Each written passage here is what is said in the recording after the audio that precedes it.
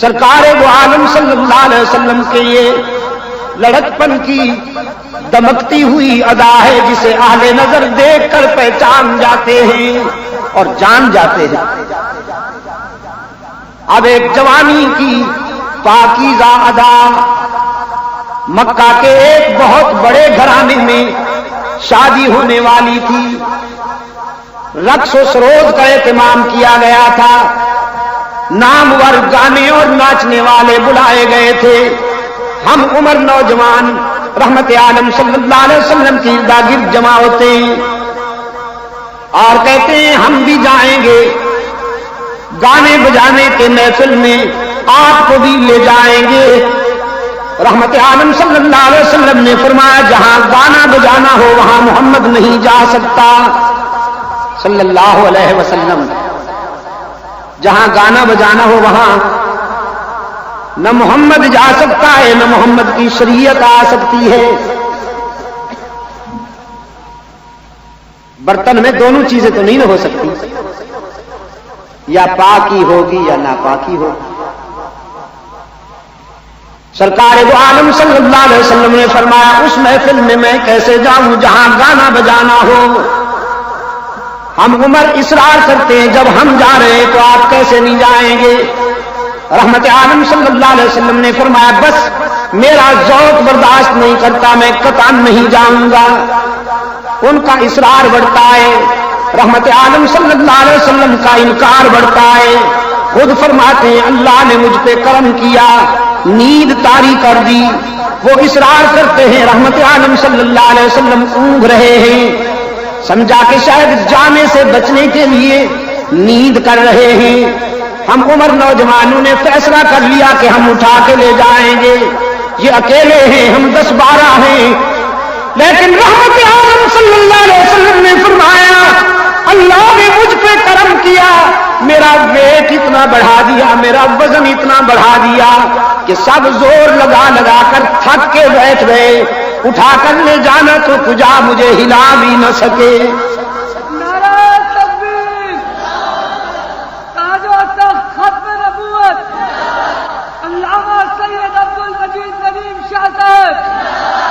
حضور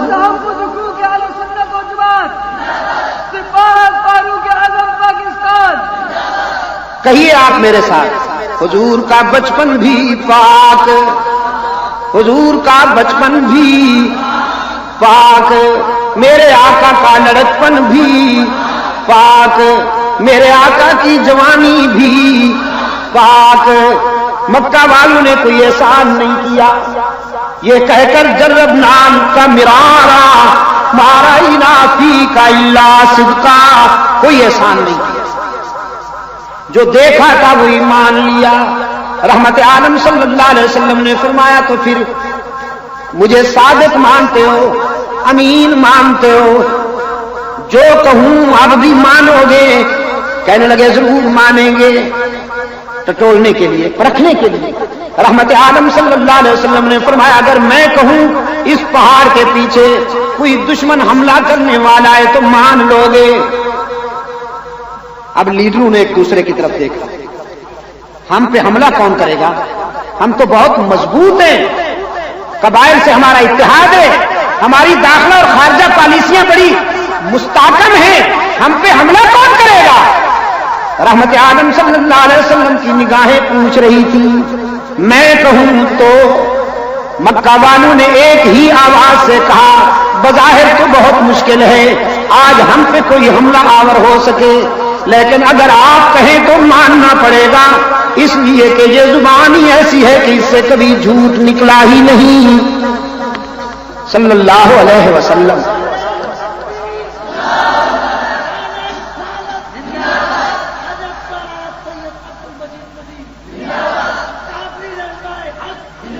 سرکار دو عالم صلی اللہ علیہ وسلم نے فرمایا اچھی بات ہے، اگر مجھے صادق اور امین مانتے ہو تو پھر آؤ، میں بھی کہتا ہوں تم بھی کہو قولوا لا الہ، ٹھہریے الا اللہ میں جلدی نہ کی، ذرا لا کا جھاڑو پھر لینے دیجیے، ذرا صفائی تو ہو جائے نا، ذرا صفائی ہو جائے. دودھ ڈالنے سے پہلے برتن صاف کیا کرتے ہو کہ نہیں؟ ہاں. اللہ کا دودھ ڈالنے سے پہلے ذرا لا کا جھاڑو پھیر لینے دو، سینہ صاف تو ہو جائے نا ذرا. لا الہ، حضرت گنگوہی رحمت اللہ علیہ نے زندگی کے آخری لمحات میں دنیا چھوڑنے سے ذرا پہلے بڑے خاص تاثر سے فرمانے لگے، ہر تمنا دل سے رخصت ہو گئی، ہر تمنا دل سے رخصت ہو گئی، اب تو آجا اب تو خلوت ہو گئی. قولوا لا الہ، میں بھی کہتا ہوں تم بھی کہو، کوئی نہیں معبود، کوئی نہیں مسجود. اب شروع ہو رہی ہے وہ شاہراہ جہاں پر راستے جدا ہوتے ہیں. ایک ہی کا راستہ، دوسرا بھی کا راستہ. ہوس کہتی ہے بھی کو اپناؤ، ہوس کہتی ہے بھی کو اپناؤ، اور عشق کہتا ہے ہی کا نعرہ لگاؤ.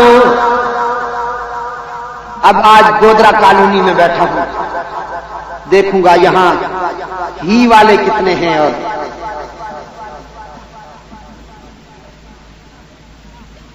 قولوا لا الہ، میں بھی کہتا ہوں تم بھی کہو، اللہ کا معبود، اللہ کا معبود صفا کی بلندیوں پہ کھڑا ہوا، قافلہ انسانیت کو امن و سلامتی کا راستہ دکھاتا ہے، اتحاد کا راستہ. لا الہ، کوئی نہیں معبود، کوئی نہیں مسجود، کوئی نہیں ہر جگہ موجود، کوئی نہیں علام الغیوب، کوئی نہیں کارساز، کوئی نہیں دستگیر، کوئی نہیں حاجت روا، کوئی نہیں مشکل کشا، کوئی نہیں عزت دینے والا، کوئی نہیں رزق دینے والا، کوئی نہیں اولاد دینے والا، کوئی نہیں سب کے بیڑے پار کرنے والا. آدم سے لے کر رحمت عالم تک اور صحابہ سے لے کر اولیاء تک قیامت تک انسانی قافلے کی مشکل کشائی کرنے والا الا اللہ. مگر بھول جاتے ہو نا، مگر اللہ ہی میرے عزیز، اللہ